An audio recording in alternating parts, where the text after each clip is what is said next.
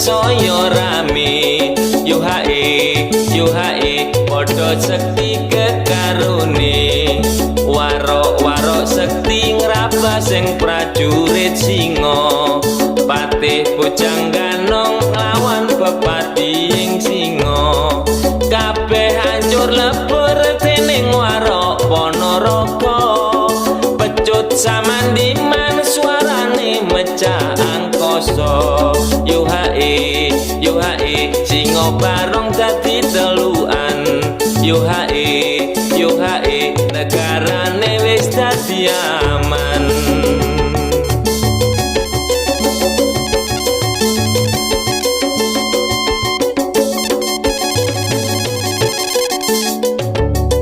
Iku sejarahe crita reog ing Ponorogo, nggambarake menangi Sang Prabu Klana Sewandana. Dicipta wis dadya seni reog Ponorogo, sigrak lan gembira nandhakake menang yuda.